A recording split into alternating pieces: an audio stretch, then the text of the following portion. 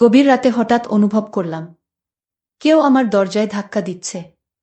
আমি ভেবেছিলাম হয়তো আমার স্বামী হবে, কিন্তু দরজা খুলে দেখি আমার ভাসুর কেমন জানি এক অদ্ভুতভাবে আমার দিকে তাকিয়ে রয়েছে। আমি তখন নিজেকে বাঁচাতে দৌড়ে গেলাম রান্নাঘরের দিকে।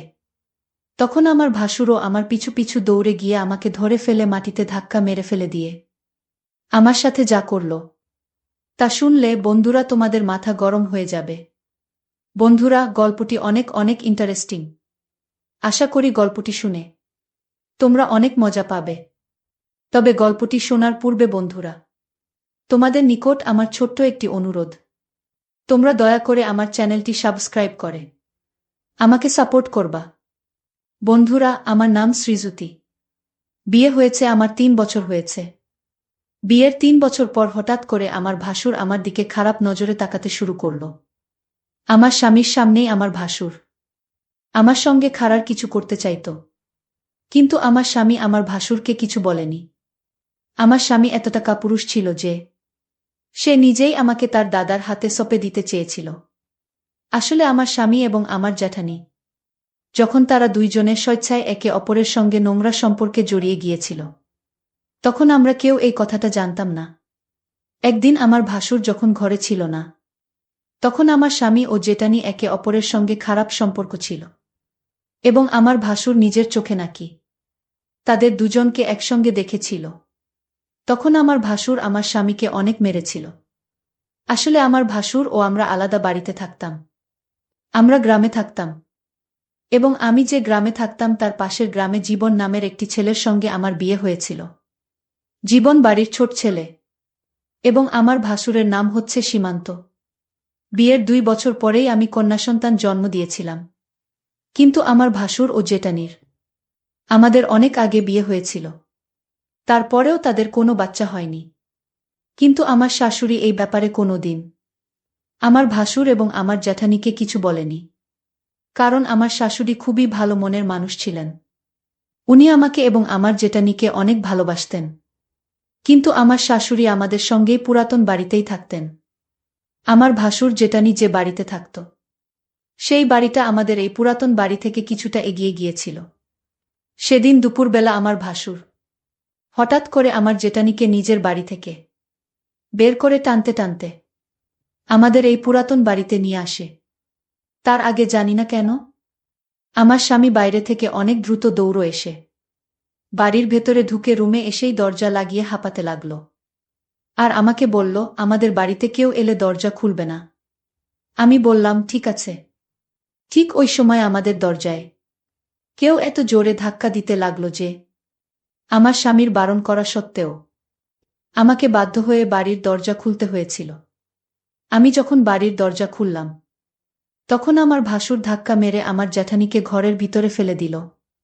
আমি তখন রেগে আমার ভাসুরকে বললাম, দাদা, আপনি এটা কেমন ব্যবহার করছেন? দিদিকে এভাবে ধাক্কা দিচ্ছেন কেন?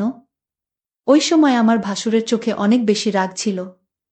তারপরে উনি অনেক রেগে চিৎকার করে আমার স্বামীকে ডাক দিলেন। আমার স্বামী যখন তাও ঘর থেকে বের হয়নি, তখন আমি ভাসুরকে জিজ্ঞেস করলাম, কি হয়েছে, আমাকে কেউ কিছু বলবে?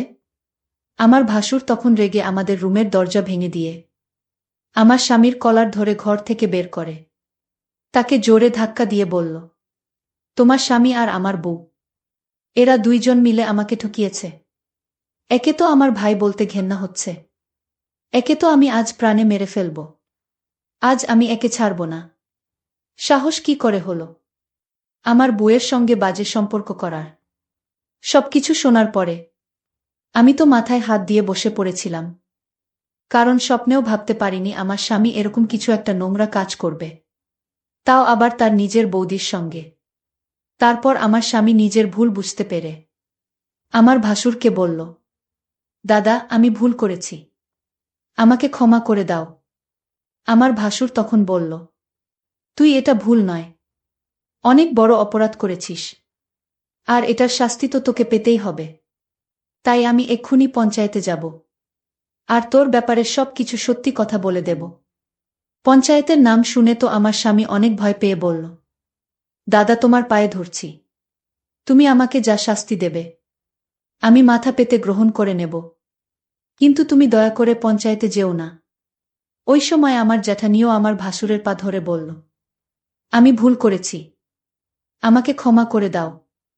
এই কথাটাকে আর বাড়াবাড়ি করো না, তাহলে আমাদের বাড়ির মান সম্মান কিছুই থাকবে না। আমার ভাসুর তখন জ্যাঠানির চুলের মুঠি ধরে বলল, মান সম্মান আর কিছু বাকি রয়েছে কি? সবকিছু তো শেষ করে দিলি। তুই যা করছিস, তোকে আমি আর কোনোদিন স্ত্রী রূপে গ্রহণ করব না। তুমি যার সঙ্গে মুখ কালো করেছিস, ওর সঙ্গে থাক। ওই সময় আমার শাশুড়ির ঘরে ঢুকে আমার ভাসুর এবং আমার স্বামীকে জিজ্ঞেস করল, কি হয়েছে? তোরা এইভাবে চিৎকার চেঁচামেচি ও ঝামেলা করছিস কেন? ওদিকে আমার শাশুড়ি আমার মাথায় হাত দিয়ে কাঁদতে দেখে আমার কাছে এসে জিজ্ঞেস করল, বৌমা তুমি এইভাবে মাথায় হাত দিয়ে কাঁদছ কেন? কেউ তোমাকে কিছু বলেছে? এই বাড়িতে কি চলছে? আমার ভাসুর তখন রেগে মেঘে তার মাকে বলল, তোমার ছোট ছেলে আর তোমার বড় বৌমা দুইজন মিলে আমাদের ঠকিয়েছে। আমি নিজের চোখে দুইজনকে একসঙ্গে সবকিছু করতে দেখেছি। আমার শাশুড়ি তখন জেঠানির কাছে এসে বলল, ছি ছি ছি, তুমি এই রকম করবে আমি তো কোনোদিন ভাবতেও পারিনি। আজ তোমার জন্য আমার বাড়িতে এত বড় অশান্তি ও ঝামেলা সৃষ্টি হয়েছে। তারপর আমার স্বামী ভাসুরের পা ধরে বলল, দাদা তুমি যা বলবে আমি তাই করব, কিন্তু দয়া করে পঞ্চায়েত যেও না। আমার ভাসুর তখন বলল, তুই যেমন আমার মান সম্মান নষ্ট করছিস, ঠিক ওই রকম আমিও তোর মান সম্মান নষ্ট করে দেব। যতক্ষণ না আমি নিজের বদলা নেব, ততক্ষণ আমি তোকে ছাড়ব না। আর আমার বদলা তখনই পুরো হবে, যখন আমি তোর বউয়ের সঙ্গে বাজে সম্পর্ক করতে পারব। তবেই তুই বুঝতে পারবি কতটা কষ্ট হয়। ভাসুরের মুখ থেকে এই রকম নোংরা কথা শুনে আমি রেগে গিয়ে বললাম, আপনার কি মাথা খারাপ হয়ে গেছে নাকি? এটা কোনো সমস্যার সমাধান নয়। আপনি আরও বেশি সমস্যা তৈরি করছেন। আর আপনি আমার ভাসুর হয়ে এত অশ্লীল কথা কিভাবে বলতে পারলেন? আমার স্বামী তখন আমার কাছে এসে বলল, দাদা যেটা বলছে তোমাকে সেটা করতেই হবে, নইলে দাদা যদি পঞ্চায়েতের কাছে চলে যায় তাহলে আমাদের কি দুর্গতি হবে সেটা তুমি খুব ভালোভাবে জান। ওই সময় আমার শাশুড়ি বললেন, ছি তোরা আমার ছেলে, তোদের মতো ছেলে হওয়ার থেকে আমি বন্ধ্যা হওয়াই ভালো ছিল। ভালোই হয়েছে যে তোদের বাবা এই পৃথিবীতে নেই, না হলে তোদের এই কুকর্ম দেখে জ্যান্ত লাশ হয়ে যেত। আমি তখন বললাম, যাই কিছু হোক না কেন, আমি নিজের মান সম্মান নষ্ট করব না। তাতে আমার ভাসুর যাই কিছু করুক না কেন, প্রয়োজনে আমি আমার নিজের জীবন ত্যাগ করে ফেলব। কি তাদের ফাঁদে পড়ে আমি মরে গেলেও কোনো অশ্লীল কর্ম করব না। আমার ভাসুর তখন আমার স্বামী কাছে এসে বলল, তুই নিজের বউকে ভালোভাবে বুঝিয়ে দে, আর তা না হলে আমি কিন্তু এক্ষুনি পঞ্চায়েতের কাছে যাব। আমার স্বামী তখন বলল, তোমাকে আমার দাদার কথা মানতেই হবে। আমি তখন রেগে আমার স্বামীর গালে একটা থাপ্পড় মেরে বললাম, পাপ করেছ তুমি, আর শাস্তি পাব আমি। একটা কোন ধরনের বিধান? আমি মরে গেলেও এ কাজ করব না। তোমার চরিত্রে দাগ আছে, কিন্তু আমি কোনোদিন আমার চরিত্রে দাগ লাগতে দেব না। আর এই জন্য আমাকে যা করতে হয় আমি তাই করব। আর তোমার মতো কাপুরুষের সঙ্গে আমার সংসার করা আর না করা সমান। তুমি কেমন স্বামী? নিজের স্ত্রীর মান সম্মান অন্য কারো হাতে তুলে দিতে চাইছ। ছি ভগবান যেন তোমার মতো স্বামী আর অন্য কোনো মেয়ের কপালে না দেয়। আমি তখন আমার জেঠানির কাছে রেগে গিয়ে বললাম, শুধুমাত্র তোমার জন্য আজ আমাদের বাড়িতে এত অশান্তির সৃষ্টি হয়েছে, আর তোমাদের ভুলের জন্য আজ আমার মান সম্মান নিয়ে লোকে খেলতে চাইছে। তোমার এমন কি বাধ্যতা ছিল যার জন্য তুমি এত বড় একটা নোংরা কাজ করলে? আর পুরো দুনিয়াতে তুমি আমার স্বামীকে পেয়েছিলে নিজের চাহিদা পূরণ করার জন্য। ছি, তোমাকে আমি যতটা ভালো ভেবেছিলাম তুমি তার চাইতেও অনেক বেশি খারাপ। আমার জেঠানি তো একটা কোনায় দাঁড়িয়ে চোখের পানি ফেলছিল। তারপর আমি যখন কোনো মতেই আমার ভাসুর এবং আমার স্বামীর কথা মানতে কোনোভাবেই রাজি হয়নি, এবং আমার শাশুড়িও যখন আমার সপক্ষেই ছিলেন এবং উনি যখন এই কাজটা করতে বাধা দিলেন নিজের ছেলেদের, তখন আমার স্বামী ও ভাসুর জোর জস্বামিস্তি করে আমার শাশুড়ি ও আমার মেয়েকে একটা ঘরের মধ্যে বন্ধ করে দেয়। তারপর আমার স্বামী ভাসুরকে বলল, মাকে তো ঘরের মধ্যে বন্ধ করে দিলাম, এবার আমার বউয়ের সঙ্গে তোমার যা করার আছে তুমি করতে পারো। এটা বলে আমার স্বামী যখন ঘরের বাইরে চলে গেল এবং আমার ভাসুর যখন আমার দিকে এগিয়ে আসছিল, তখন আমি না পেরে আমার ভাসুরকে জোরে ধাক্কা দিয়ে দৌড়ে ঘর থেকে বেরিয়ে তাড়াতাড়ি করে পঞ্চায়েতের দিকে গিয়েছিলাম। আমার ভাসুর আমার পেছনে আমাকে ধরার জন্য ছুটে আসছিল। আমি কোনো রকমভাবে নিজের মান সম্মান রক্ষা করে তাড়াতাড়ি পঞ্চায়েতে এসে হাজির হয়েছিলাম। ভেবেছিলাম পঞ্চায়েত আমার সঙ্গে ন্যায্য বিচার করবে, কিন্তু পঞ্চায়েতে আমাদের ব্যাপারে সব কথা শোনার পরে যা সিদ্ধান্ত নিয়েছিল সেটা শুনে তো আমার পায়ের তলা থেকে যেন মাটি সরে যাবার অবস্থা হলো। সবকিছু শোনার পরে পঞ্চায়েত আমার ভাসুরকে জিজ্ঞেস করল যে সে কি চায়। আমার ভাসুর তখন জোর গলায় করে বলল, আমার ভাই যেমন আমার বউয়ের সঙ্গে বাজে কাজ করেছে, আমি ঠিক তার বউয়ের সঙ্গে এই রকম কাজ করতে চাই, তবে আমার সঙ্গে ন্যায্য বিচার হবে। পঞ্চায়েতের যিনি প্রধান ছিলেন তিনি উনার সহকর্মীদের সঙ্গে কিছু আলোচনা করার পরে ঘোষণা করলেন যে আমার ভাসুর যেটা বলছেন সেটাই হবে। ওটা শোনার পরে তো আমি পঞ্চায়েতকে বলেছিলাম, আপনারা এটা ঠিক করছেন না, আপনারা আমার সঙ্গে অন্যায় করছেন। আমার স্বামী এবং আমার জেঠানি ভুল কাজ করেছে, কিন্তু এটার শাস্তি আমি কেন পাব? আমার সঙ্গে এত বড় পাপ কাজ আপনারা করতে পারেন না, তাই আমি পুলিশের কাছে যাব, কিন্তু আমার সঙ্গে এত বড় অন্যায় আমি কোনো মতেই হতে দেব না।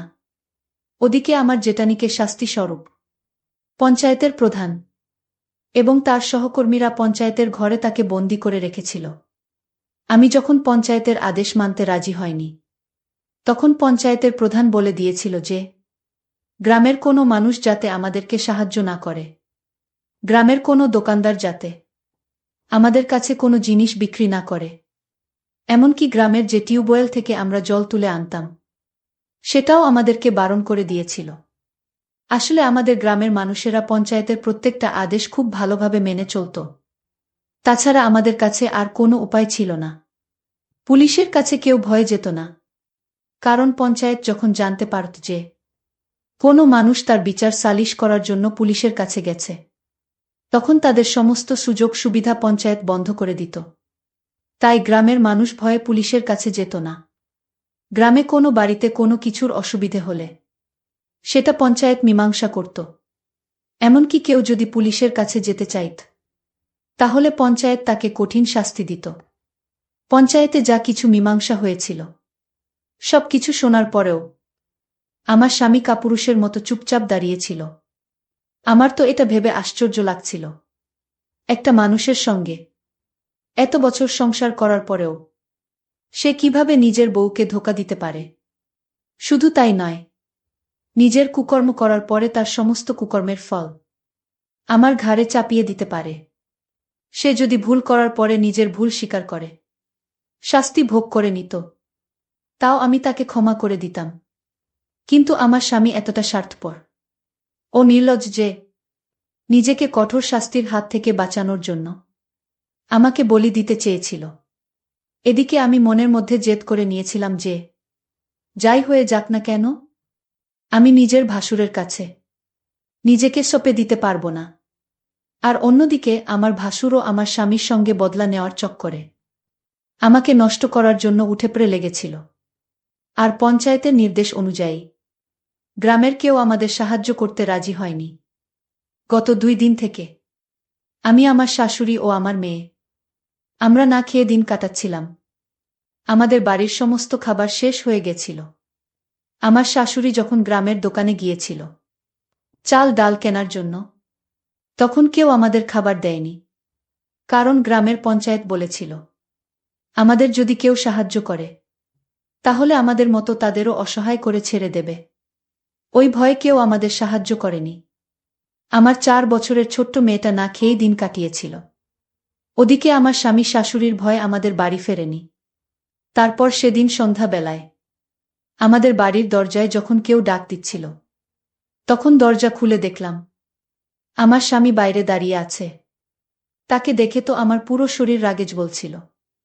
সে তখন আমার ধরে বলল, দয়া করে তুমি পঞ্চায়েতের কথা মেনে নাও এবং আমার দাদার সঙ্গে এই কাজটি করে নাও। মাত্র একদিনেরই তো ব্যাপার। প্লিজ তুমি আমার প্রতি দয়া করো, আর তাহলে আমি মরে যাব। যদি তুমি এই কাজটি করো, তাহলে আমাদের সবকিছু ঠিক হয়ে যাবে, আবার সবকিছু আগের মতোই হয়ে যাবে। না হলে আমাদের না খেয়েই মরতে হবে, আবার মেয়েটারও কষ্ট হবে। আমি তখন স্বামীর এখান থেকে নিজেকে ছাড়িয়ে নিয়ে বললাম, স্বামীদার আমাকে ছোঁয়ার চেষ্টা করবে না। আজ তোমার পাপের ভাগী আমরা সবাই হয়ে গেছি, আর তোমার জন্য আমার মেয়েটা কষ্ট পাচ্ছে। চিফ ঘৃণা হচ্ছে আমার তোমাকে দেখে। আমার স্বামী তখন আমার দিকে আঙুল দেখিয়ে বলল, সব দোষ তোমার। তুমি যদি দাদার পরামর্শ মেনে নিতে, তাহলে আজ এত খারাপ দিন আমাদের দেখতে হতো না। আমি তখন স্বামীকে বললাম, তুমি কি ধরনের স্বামী, যে কোনো রকম দ্বিধাবোধ ছাড়াই নিজের স্ত্রীকে নিজের দাদার কাছে বিক্রি করে দিতে চাইছ? প্রত্যেকটা স্বামীর কর্তব্য হচ্ছে তার স্ত্রীর মান সম্মান রক্ষা করা, কিন্তু তুমি এতটা নির্দয় নিষ্ঠুর নির্লজ্জ যে আমার মান সম্মান নিজের হাতে নষ্ট করার জন্য উঠে পড়ে লেগেছে। আমি তোমাকে কোনো দিন ক্ষমা করতে পারবো না। তুমি আমার চোখের সামনে থেকে দূর হয়ে যাও, নইলে আমি ধাক্কা মেরে তোমাকেই বাড়ি থেকে বের করে দেব। ওই সময় আমার শাশুড়ি ঘর থেকে বেরিয়ে এসে তার ছেলেকে দেখে অনেক রেগে গিয়ে ভেতর থেকে একটা লাঠি এনে বলল, বেরিয়ে যা এখান থেকে, না হলে লাঠি দিয়ে তোকে মেরে মেরে তোর পিঠের ছাল আমি তুলে নেব। বেরিয়ে যা আমার চোখের সামনে থেকে, আমি তোদের মুখ দেখতে চাই না। ওই কথাটা বলে আমার শাশুড়ি আমার স্বামীকে ঘর থেকে বের করে দিয়ে ভেতর থেকে দরজা লক করে আমাকে ধরে কাঁদতে শুরু করল। আমার শাশুড়ি মা আমার মাথায় হাত বুলিয়ে বলল, আমি যতদিন বেঁচে আছি তোমার সঙ্গে অন্যায় হতে দেব না। আমি তোমার নিজের মা নাও হতে পারি, কিন্তু আমি তোমার শাশুড়ি মা। তোমার জায়গায় যদি আমার মেয়ে হতো, তাহলে আমি তাকে এইভাবেই রক্ষা করতাম। তুমি আমার নিজের মেয়ে না হলেও তুমি তো অন্য কারো মেয়ে, তাই তুমি একদম চিন্তা করো না। এই বলে আমার শাশুড়ি নিজের হাত থেকে লাঠিটা ফেলে দিয়ে ঘরের ভিতরে চলে গেলেন। আমি তো কিছুই বুঝতে পারছিলাম না যে এবার আমি কি করব। একবারের জন্য আমি ভেবেছিলাম আমার বাবা মায়ের কাছে আমি চলে যাব, কিন্তু আমার বাবা মা তো নিজেরাই খুব অসহায় ছিল। তাদের বয়স হয়েছিল। আমার বাবা মা বৃদ্ধ হওয়ার কারণে কাজ করতে পারত না, এবং আমার দাদা তাদের থাকা ও খাওয়ার দায়িত্ব নিয়েছিল। ওই অবস্থায় আমি যদি বাবা মায়ের বাড়ি চলে যেতাম, তাহলে হয়তো তাদের উপরেই বোঝা হয়ে যেতাম। এই ভেবে আমি বাবা মায়ের কাছে যেতে পারিনি। সেদিন রাতের বেলা আমাদের বাড়িতে কিছু খাবার ছিল না। যে দুটো মুড়ি রাখা ছিল, সেই দুটো মুড়ি জলে ভিজে আমার মেয়েকে খাইয়ে ঘুম পাড়িয়ে দিয়েছিলাম। এদিকে আমার শাশুড়ি ও আমি সেদিন রাতেও না খেয়েছিলাম। তারপর অর্ধেক রাতে মনে হল আমাদের দরজায় কেউ যেন বাড়ি দিচ্ছে। তখন মনে হয়েছিল হয়তো আমার স্বামী আবার বাড়ি ফিরে এসেছে। দরজায় শব্দ পেয়ে আমার মেয়ে ও শাশুড়ি উঠে যাবে, এই কথা ভেবে আমি তাড়াতাড়ি ঘরের দরজা খুলতেই তাকে দেখে ভয়ে আমার শরীর কেঁপে উঠল। কারণ দরজা খুলতেই দেখলাম আমার ভাসুর দাঁড়িয়ে আছে, এবং সে আমাকে দেখে বলল, দেখো, তুমি আমার ভাইয়ের বউ। এটা আমি খুব ভালোভাবে জানি, কিন্তু আমার মান সম্মান এবং আমার জীবন নষ্ট করেছে তোমার স্বামী। সেটার বদলা আমরা নেবেই। তাই তোমাকে আমার সঙ্গে রাত কাটাতে হবে, নইলে না খেতে পেয়ে আমাদের সবার নাজেহাল অবস্থা হবে, আর তোমার মেয়েও না খেতে পেয়ে মারা যাবে। তাই তুমি যদি তোমার মেয়েকে একটুও ভালোবাসো, তাহলে আমার সঙ্গে রাত কাটানোর জন্য রাজি হয়ে যাও। না হলে আমি তোমার সঙ্গে জোর জস্বামি দোস্তি করে সম্পর্ক করতে বাধ্য হয়ে যাব। তারপর আমি ভাসুরকে বললাম, আমার মেয়ের চিন্তা আপনাকে করতে হবে না। আমার মেয়ের জন্যই এখনো আমি বেঁচে আছি, নইলে কবেই মরে যেতাম। ভাসুরের কথা শুনে আমি তাড়াতাড়ি রান্নাঘরের দিকে যাচ্ছিলাম। তখন উনিও ছুটতে ছুটতে আমার পেছনে এলেন। আমি বুঝে গিয়েছিলাম উনি যেভাবেই হোক আজকে আমার সাথে খারাপই করেই ছাড়বেন। আমি অনেক চিৎকার চেঁচামেচি করার পরেও কেউ আসছিল না। কারণ গ্রামের সবাই আমাদেরকে বয়কট করেছিল। কারণ আমি পঞ্চায়েতের বিচার মেনে নিয়েছিলাম না, বিধায় গ্রামের সবাই আমাদের প্রতি উল্টা ছিল।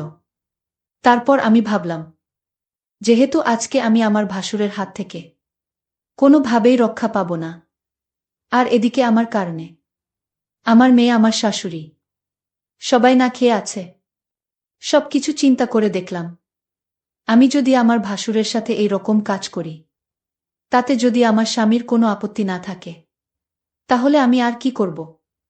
নিজের ইজ্জত বাঁচানোর জন্য অনেক সংগ্রাম করেছি, অনেক চেষ্টা করেছি, আর পারব না। এখন যা করে ভগবানের করবে।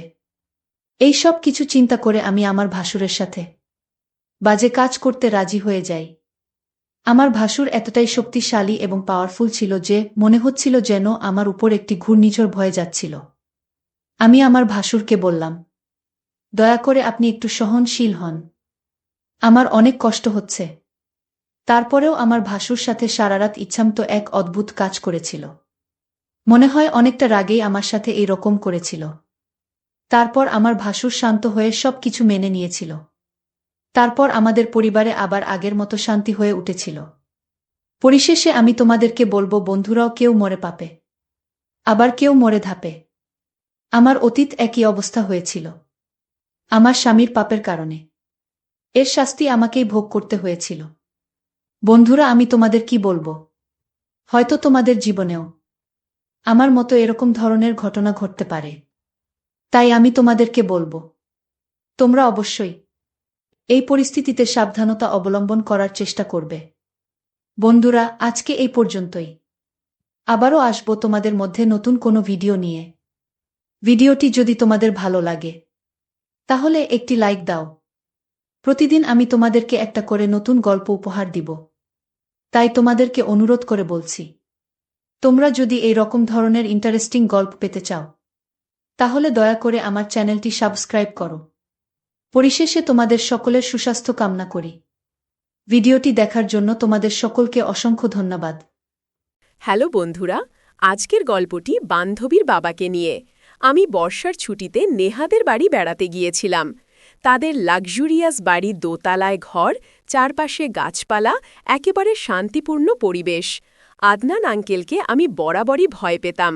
সবসময় চুপচাপ করা গলায় কথা বলেন, এক দৃষ্টিতে তাকিয়ে থাকেন। কিন্তু এবার এসে বুঝলাম উনি আসলে ভয়ঙ্কর না, বরং অদ্ভুতভাবে গভীর। সন্ধ্যা বেলা বারান্দায় বসে উনি চা খেতেন, বই পড়তেন, আর আমি নেহার জন্য অপেক্ষা করতে করতেই পাশে বসতাম। একদিন হঠাৎ উনি বললেন, তোমার চোখে কৌতূহল আছে, কিন্তু তুমি সবসময় চেপে রাখো কেন? আমি হচকচিয়ে তাকালাম।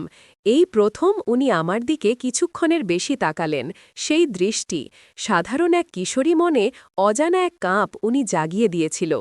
সেদিন সকাল থেকেই আকাশ ভারী ছিল। নেহা কোনো কাজে বাইরে গিয়েছিল তার মার সঙ্গে, আর বাড়িতে শুধু আমি আর আদনান আঙ্কেল। দুপুরের দিকে হঠাৎ ঝুম বৃষ্টি শুরু হলো।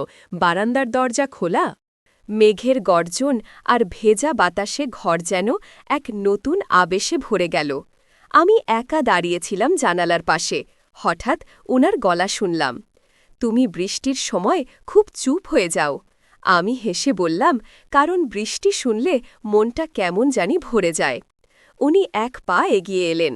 মন ভরে গেলে মুখ চুপচাপ হয়, সেটা ভালো লক্ষণ। কুনার চোখে তখন অদ্ভুত এক গভীরতা। আমি হঠাৎই একটু কাঁপলাম, ঠান্ডায় নয়, অন্য কিছুর জন্য। আমি বারান্দায় দাঁড়িয়েছিলাম। হাওয়ায় আমার ওড়না উঠছিল। আদনান আঙ্কেল সেই ওড়নাটা ধরে আমার কাঁধে দিয়ে বললেন, ভিজে গেলে শরীর ঠান্ডা হবে, কিন্তু এই বৃষ্টির রাতে মনটা বরং আরও বেশি গরম হয়ে ওঠে, তাই না? আমি কিছু বললাম না, শুধু নিচু চোখে দাঁড়িয়ে রইলাম। মনে হলো এই নির্ভতার মধ্যেই যেন কিছু একটা বলে ফেলেছি, আর উনি শুনেও গিলে ফেলেছেন তা এক নিঃশ্বাসে। সেদিন সন্ধ্যাবেলা নেহা রান্নাঘরে ছিল তার মায়ের সাথে। আমি খুঁজছিলাম আমার ফোনের চার্জার, যেটা দুপুরে কোথাও ভুলে রেখেছিলাম। চুপচাপ দোতলায় উঠে এলাম। হঠাৎ একটা ঘরের দরজা খোলা দেখলাম, ভেতরে হালকা আলো, জানালার পর্দা বাতাসে দুলছে, আর চারদিকে বই আর এক রাশ নিস্তব্ধতা। আমি বুঝতে পারিনি এটা আদনান আঙ্কেলের ঘর। ভেতরে ঢুকে চারপাশে তাকাতে লাগলাম। ঠিক তখন দরজায় এক ছায়া। আমি চমকে ঘুরে দাঁড়াই। আদনান আঙ্কেল। সেই মুহূর্তে আমরা দুজন এক ঘরে মুখোমুখি। কিছুক্ষণ কেউ কিছু বলে না। উনি ধীরে পা ফেলে ঘরে আসেন। দরজা বন্ধ হয় শব্দ ছাড়াই। আমার গলার স্বর শুকিয়ে আসে। আমি বলি, আমি আমি আসলে খুঁজছিলাম খুব। উনি থামিয়ে দেন কথাটা। তুমি ভয় পেও না। এই ঘরটা যেমন নীরব, আমিও ঠিক ততটাই নীরব। কিন্তু কখনো কখনো নীরব ঘরেই সবচেয়ে বেশি কথা জমে থাকে, তাই না? আমি চুপ করে থাকি, কিন্তু আমার নিঃশ্বাস ঘন হয়ে আসে। উনি তাকান আমার চোখের গভীরে। তোমার চোখ দেখে মনে হয় তুমি অনেক কিছু বোঝো, আর আমি অনেক কিছু চেপে রাখি। আমি জানি এই মুহূর্তটা স্বাভাবিক নয়, তবুও মনে হয় আমি যেন ঠিক জায়গাতেই দাঁড়িয়ে আছি। আমি তখনও চুপচাপ দাঁড়িয়ে আছি। আদনান আঙ্কেল আমায় এক দৃষ্টিতে দেখে যাচ্ছেন। আমি চোখ সরিয়ে নিচু গলায় বললাম, আমি আসলে ফোনের চার্জার খুঁজছিলাম। আমার মনে হচ্ছিল নেহা হয়তো কোথাও সরিয়ে রেখেছে। আমি তো জানি না কোনটা ওর ঘর কোনটা আপনার, তাই উনি একটু হেসে ফেললেন, শান্ত, কিন্তু চোখে কেমন যেন এক স্বীকারোক্তির ইচ্ছা। তুমি ব্যাখ্যা দিতে এসেছ, না নিজের ভয় লুকাতে? আমি কেঁপে উঠলাম। উনি আবার বলেন, আমি একটু পেছনে সরে যেতে চাই, কিন্তু পাজেন আটকে গেছে মেঝেতে। উনি ধীরে কাছে এসে বলেন, তুমি জানো আমি এতদিন ধরে এই ঘরটায় একা থাকি, কেউ আসে না, কিন্তু আজ তুমি এসেছ, এবং আমার এই নিঃসঙ্গ ঘর যেন একটু আলো পেয়েছে। খুমি ওনার পাশ দিয়ে বেরিয়ে যেতে যেতেই উনি একবার পেছন থেকে বলেন, ফোনের চার্জার পেলে জানি, ও আর যদি কখনো নিজের চার্জ ফুরিয়ে যায় তাহলে আমি আছি। ও, আমি থমকে দাঁড়াই, তাকাই না, শুধু সামান্য হাসি দিয়ে ঘর থেকে বেরিয়ে পড়ি। কিন্তু মনে মনে আমি জানি চার্জার খুঁজতে গিয়ে আমি যেন এক অজানা আকর্ষণের উচ খুঁজে পেয়েছি। সেই রাতটা যেন অন্যরকম ছিল। বৃষ্টি না হলেও বাতাসে ছিল একরকম সাতছাতে ঘণ্টা। হঠাৎ পুরো বাড়ির বিদ্যুৎ চলে গেল। আমি দোতলার বারান্দায় দাঁড়িয়ে ওড়না হাত দিয়ে সামলে চাঁদের আলোয় নিজেকে লুকিয়ে রাখতে চাচ্ছি, কিন্তু মনের ভেতর হঠাৎ কেমন যেন এক অস্থিরতা। ঠিক তখন পেছন থেকে ওনার কণ্ঠ শুনলাম, তুমি অন্ধকারে দাঁড়িয়ে আছো, অথচ তোমাকে আলোকিত দেখাচ্ছে। কি? আমি ঘুরে তাকালাম না, শুধু মৃদু গলায় বললাম, আলো নেই, তাই হয়তো চোখের অভ্যাস বদলে গেছে। খুনি এক পা এগিয়ে এলেন। তোমার ভয় করছে? আমি মাথা নাড়ি। না, কিন্তু কিছু একটা হচ্ছে আমার ভিতরে। রেখু, উনি আবার পাশে এসে দাঁড়ান। আমাদের মাঝে মাত্র কয়েক ইঞ্চির দূরত্ব, কিন্তু নিঃশ্বাসের শব্দ যেন একে অন্যকে ছুঁয়ে ফেলছে। উনি নিচু গলায় বলেন, আমি কিছু করছি না, তবে তুই যদি মনে করিস আমি কিছু বলছি, তবে সেটা তোরই ভেতর থেকে আসছে। আমার ঠোঁট শুকিয়ে আসে। হঠাৎ হালকা হাওয়া বই আমার ওড়না উড়ে গিয়ে ওনার কাঁধে গিয়ে পড়ল। উনি সেটা হাতে ধরে মৃদু কণ্ঠে বলেন, এই এক টুকরো কাপড়ে যদি তোর ঘ্রাণ লেগে থাকে, তবে আমি বুঝতে পারি ভালোবাসা শুধু ছোঁয়া দিয়ে হয় না, গন্ধেও হয়। কি? আমার গলা দিয়ে কোনো শব্দ বের হয় না, শুধু চোখ বন্ধ করে দাঁড়িয়ে থাকি। রাত গভীর, আমি ঘুমাতে পারছিলাম না। নেহা আর তার মা নিচতলায় ঘুমাচ্ছে, আর আমি দোতলায় একা। ঘরে জানালায় চাঁদের আলো ঢুকছে। হঠাৎ ফোনটা বিছানার পাশে পড়ে গেল। আমি নিচু হয়ে নিতে গিয়ে জানালার বাইরে তাকালাম। উনি দাঁড়িয়ে আছেন ছাদে, চুপচাপ। আমার চোখ আটকে গেল। কিছু সময় পর আমি ওড়না গায়ে চাপিয়ে ছাদে উঠে গেলাম। চুপ করে ওনার পেছনে দাঁড়িয়ে আছি। তিনি বুঝতে পারলেন, কিন্তু কিছু বললেন না। আমি নিজেই বললাম, আপনি এখানেই থাকেন প্রায়ই। উনি আস্তে ঘাড় ঘুরিয়ে বলেন, না, শুধু তখনই আসি যখন মনে হয় কারোর নিঃশ্বাস আমার আশেপাশে ঘোরাফেরা করছে। আমার গলার স্বর আটকে যায়। আমাকে আপনি এত বুঝতে পারেন কেন? উনি এবার চোখে চোখ রাখেন। তুই যখন কিছু বলিস না, তোর চোখ সব বলে দেয়, আর তুই যখন চুপ থাকিস আমি জ্বলে যাই। আমার গলা শুকিয়ে আসে। আমি পেছনে ঘোরার চেষ্টা করি, কিন্তু উনি সামনে এসে দাঁড়ান। তুই কি জানিস, আমি একদিন ওড়ানা ধরে রাখিনি, কারণ সেটা ছিল ইচ্ছার বাইরে রে। আজ যদি তুই সামনে থেকে সরে যেতে চাস, আমি বাধা দিব না, কিন্তু যদি 1 সেকেন্ড দাঁড়িয়ে থাকিস, আমি বুঝে নিব তুই হারাতে চাস না। ঘেয়ে আমি দাঁড়িয়ে রইলাম, আমার বুক ধরফর করছে, কিন্তু পা নড়ছে না। উনি ধীরে হাতে হাত রাখলেন, একটু চাপ না দিয়ে শুধু ছুঁয়ে থাকা। এই ছোঁয়া নীরবজ্ঞা, ভয়ানক মৃদু, তবুও এমন একটা আকর্ষণ যেন আমি থেমে যাই। সেই রাতের পর আমি আর ওনার সঙ্গে তেমন কথা বলি না, চুপচাপ নেহার সঙ্গেই থাকি, নিজের ফোনে ব্যস্ত থাকি, আর চোখে চোখ পড়লে এড়িয়ে যাই। কিন্তু ওনার দৃষ্টি যেমন ছিল তেমনই রয়ে গেছে, আরও গভীর, আরও স্থির, আরও চাওয়া। একদিন দুপুরে নেহা ঘরের বাইরে, আমি বই নিয়ে বসে আছি। আদনান আঙ্কেল পাশ দিয়ে হেঁটে যাচ্ছিলেন। হঠাৎ থেমে বললেন, আজকাল তোকে আর দেখা যায় না, তুই কি আমায় এড়িয়ে যাচ্ছিস? আমি মুখ তুললাম না, আমি শুধু আমার জায়গা থেকে রাখছি। আপনি আমার বান্ধবীর বাবা, আমার আর আপনার মধ্যে কিছু হওয়া উচিত নয় কি? উনি চুপ করে গেলেন, কিছুক্ষণ পর আস্তে বললেন, আমার চোখে তুই শুধু কারো বান্ধবী না, তুই একটা অভ্যাস হয়ে যাচ্ছিস। তোর নিঃশ্বাসের আওয়াজ, তোকে দেখার অপেক্ষা, এমনকি তোর চুপ থাকা, সবই এখন আমার জীবনের অংশ। ওহ, আমি ভেতরে কেঁপে উঠলাম, কিন্তু মুখ শক্ত করে বললাম, এটাই ভয়ঙ্কর। আপনি নিজেও জানেন এটা ঠিক নয়। আমি অল্প বয়সী, আপনি আমার বাবার বয়সী। আপনি যা অনুভব করছেন সেটা ভুল না হলেও আমি চাই না এই অনুভবটা আমাকে কাছে টানুক্কু। উনি এবার আর কিছু বলেন না, শুধু তাকান। সেই দিন বিকেলে আমি সিঁড়ি দিয়ে নামছিলাম। হঠাৎ দেখি নিচ থেকে উনি উঠে আসছেন। আমাদের চোখ আটকে গেল। আমি দ্রুত চোখ সরিয়ে নিচু হয়ে পা ফেলতে লাগলাম। উনি ধীরে বলেন, তুই এখন অনেক বেশি সুন্দর দেখাস। তোর চোখেও আলো ছিল, কিন্তু এখন সেটা খুব কড়া আলো। আমি থমকে দাঁড়ালাম। আলো বদলায় না, শুধু দেখার চোখ বদলে যায়। আপনি এখন আমাকে যেভাবে দেখেন, আগে তো এমন ছিল না।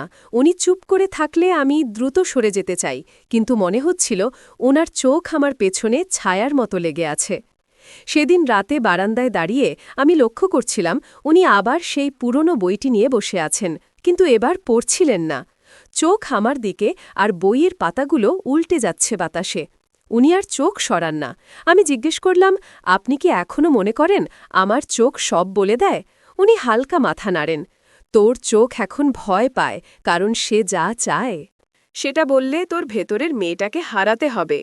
আমি গলা পরিষ্কার করে বললাম, আমি আপনার মতো বয়সী মানুষকে দেখে কল্পনা করতে পারি না যে কেউ আমাকে এভাবে দেখছে।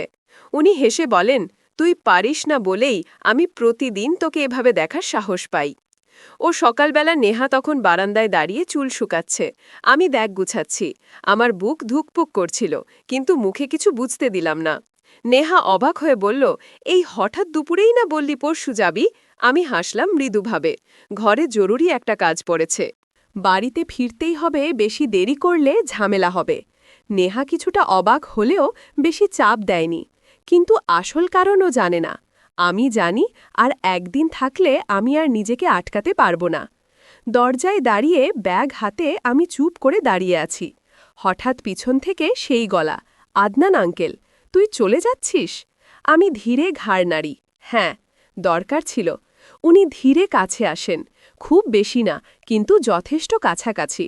তুই জানিস তোর চলে যাওয়াটা আমাকে ভেঙে দিচ্ছে। আমি ভেবেছিলাম তুই বুঝবি, কিন্তু এখন দেখছি তুই পালাচ্ছিস। আমি চোখ সরিয়ে বললাম, না আঙ্কেল, আমি পালাচ্ছি না, আমি আমাদের দুজনকে বাঁচাতে চাইছি। উনি কিছু বলতে চাইছিলেন, কিন্তু আমি থামিয়ে দিই।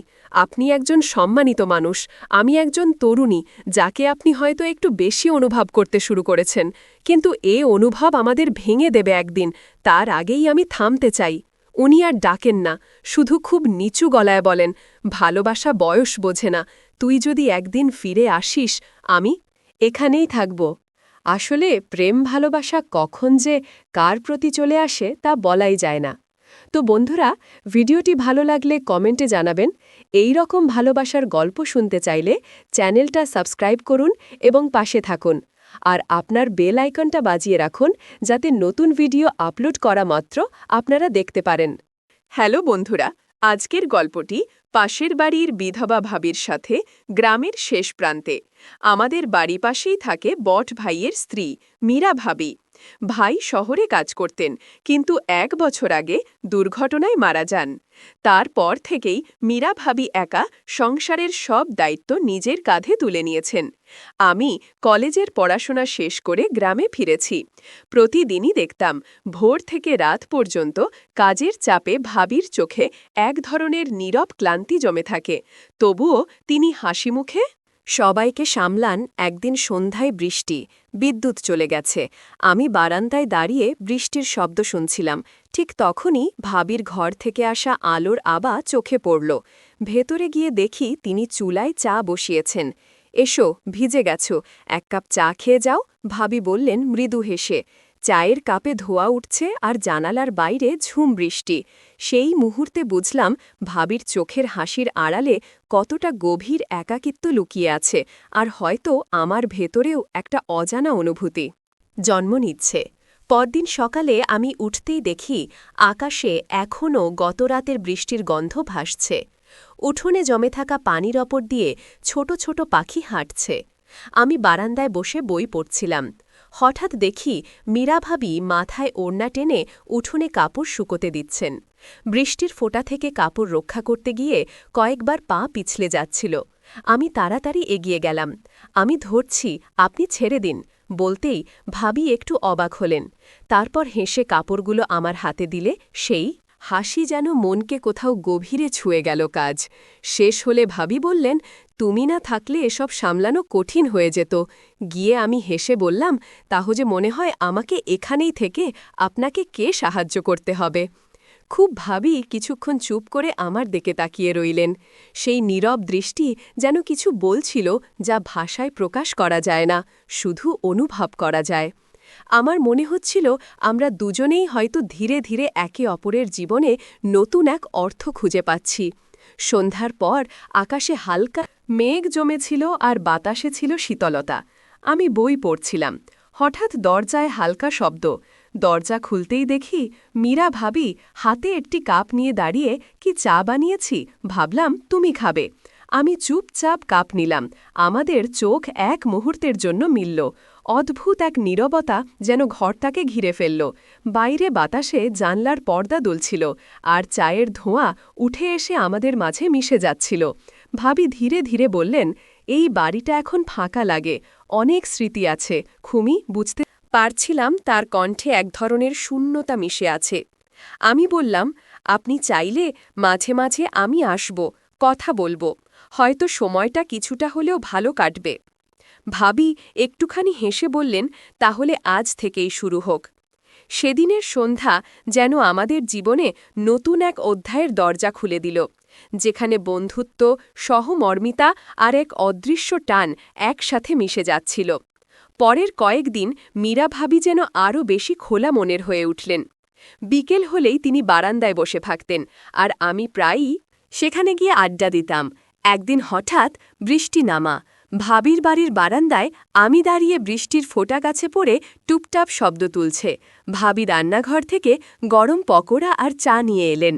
বৃষ্টির দিনে চাপ করা না হলে চলে? আমি হাসলাম, গো, আপনার হাতের হলে তো আরও ভালো লাগে। চায়ের কাপ হাতে নিয়ে আমরা বৃষ্টির দিকে তাকিয়েছিলাম। মাঝে মাঝে আমাদের হাত একই প্লেটে ছুঁয়ে যাচ্ছিল, আর সেই মুহূর্তে মনে হচ্ছিল সময় থমকে গেছে। ভাবি একবার আমার দিকে তাকালেন, চোখে এক অদ্ভুত কোমলতা। তুমি না থাকলে আমার দিনগুলো আরও ফাঁকা হতো। আমি কিছু বললাম না, শুধু মনে মনে অনুভব করলাম আমাদের মধ্যে একটা অদৃশ্য সেতু তৈরি হয়ে গেছে, যা প্রতিদিন একটু একটু করে আরও মজবুত হচ্ছে। বৃষ্টির সেই বিকেলের পর থেকে ভাবির সাথে আমার সম্পর্ক যেন আরও স্বচ্ছন্দ হয়ে উঠল। আগে তিনি শুধু প্রতিবেশী ভাবি ছিলেন, কিন্তু এখন তিনি যেন আমার কাছে খুব কাছের একজন। সেদিন সন্ধ্যায় লোডশেডিং হল। পুরো পাড়া অন্ধকার, শুধু ভাবির ঘরে মোমবাতির আলো। আমি বারান্দায় দাঁড়িয়েছিলাম। তিনি ডাক দিলেন, একা দাঁড়িয়ে আছো কেন? ভিতরে এসে বসো গু। মোমবাতির নরম আলো তার মুখটা যেন আরও উজ্জ্বল লাগছিল। ঘরের চারপাশ নিস্তব্ধ, কেবল বাইরের ঝিঙি পোকার ডাক শোনা যাচ্ছিল। আমরা পাশাপাশি বসলাম। মাঝে মাঝে হালকা হাসি, পুরনো দিনের গল্প। একসময় কথার ফাঁকে আমাদের হাত একে অপরের গায়ে লাগল। দুজনেই একটু থমকালাম, কিন্তু হাত ছড়ালাম না। সেই মুহূর্তে যেন এক ধরনের উষ্ণতা, নিরাপত্তা আর এক অদ্ভুত বোঝাপড়া তৈরি হল। ভাবি মুচকি হেসে বললেন, তুমি সত্যিই আমার খুব আপন হয়ে গেছ গো। আমার মুখে তখন শুধু একটাই কথা, আপনজন তো কখনো দূরে থাকে না। কি মোমবাতির আলো! সেই মুহূর্তটুকুই যেন আমাদের বন্ধুত্বকে এক নতুন গভীরতায় পৌঁছে দিল। পরদিন সকালে বৃষ্টি থেমে গিয়েছিল, কিন্তু মেঘলা আকাশে হালকা কুয়াশা ছড়িয়েছিল। আমি উঠোনে দাঁড়িয়েছিলাম। ভাবি দরজার কাছে এসে বললেন, চা খাবে? আজ তোমার জন্য স্পেশাল বানাবো আমি। আমি হাসি মুখে মাথা নাড়লাম। কিছুক্ষণ পর হাতে ধোয়া ওঠা চায়ের কাপ নিয়ে তিনি বারান্দায় এলেন। কাপটা দেওয়ার সময় আমাদের আঙুল আবার স্পর্শ করল। এবার আমরা কেউই তা ফিরিয়ে নিলাম না। মুহূর্তটা নীরব অথচ ভীষণ স্পষ্ট। চা খেতে খেতে নানা গল্প চল, তার শৈশব, হারিয়ে যাওয়া দিন আর কিছু স্বপ্নের কথা। আমি শুনছিলাম আর মনে হচ্ছিল এই কথাগুলো হয়তো তিনি সবার সাথে ভাগ করেন না। চা শেষ হলে তিনি হঠাৎ হেসে বললেন, তুমি থাকলে ঘরটা যেন অনেক বেশি উজ্জ্বল লাগে গো। আমরা দুজনেই চোখে চোখ রাখলাম কিছুক্ষণ। এই নীরব দৃষ্টি বিনিময় যেন অনেক কিছু বলে দিল, যা ভাষায় বোঝানো যায় না। সন্ধ্যার পর থেকেই বিদ্যুৎ ছিল না।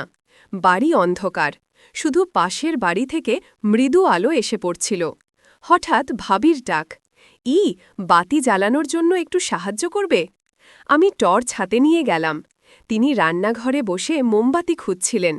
আলো জ্বালতেই রান্নাঘর উষ্ণ আর প্রাণবন্ত হয়ে উঠল। ভাবি বললেন, বৃষ্টি হলে আর বিদ্যুৎ গেলে একা লাগতে থাকে। হেসে উত্তর দিলাম, তাহলে আজ গল্প দিয়ে সময় কাটানো যা। আমরা বসার ঘরে চলে এলাম।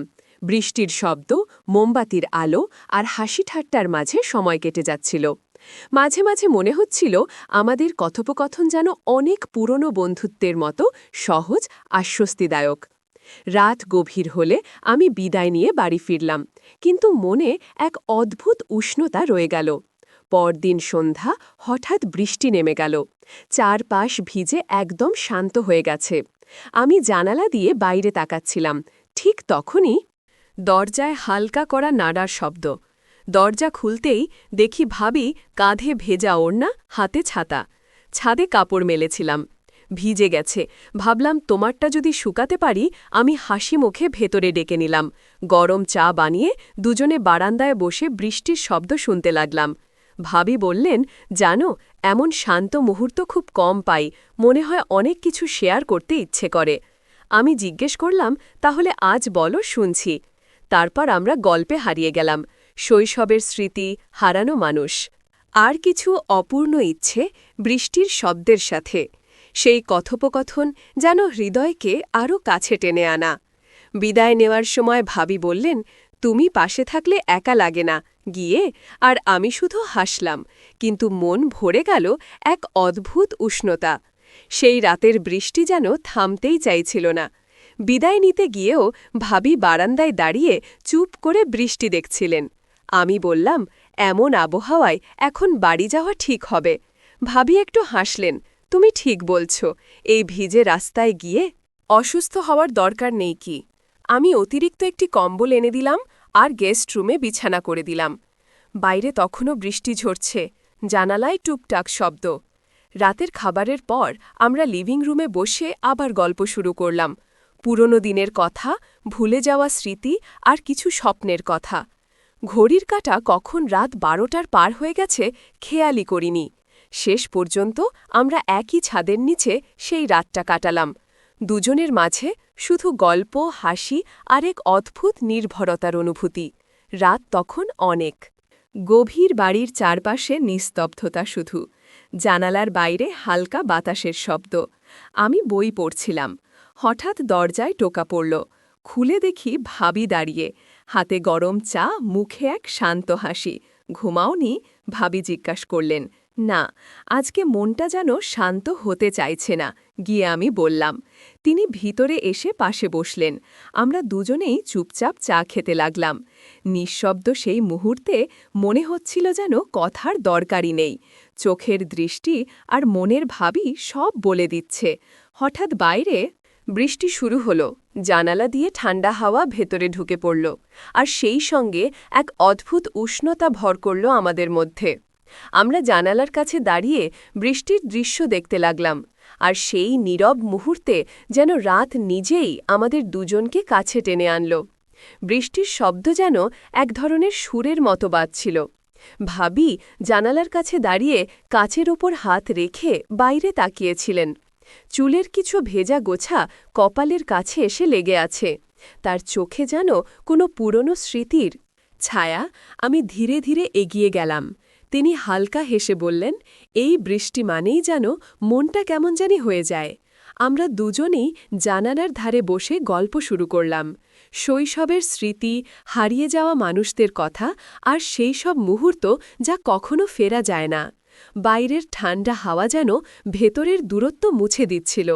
হাসির ফাঁকে ফাঁকে মাঝে মাঝে চুপ হয়ে যাচ্ছিলাম, এবং সেই নীরবতায় অনুভব করছিলাম এক অদ্ভুত ঘনিষ্ঠতা। রাত অনেকটা গড়িয়ে গেলেও কেউই যেন আলাদা হতে চাইছিল না। বৃষ্টির শব্দ ধীরে ধীরে ক্ষীণ হয়ে আসছিল। জানালার কাছে জমে থাকা ফোঁটাগুলো যেন থমকে গেছে।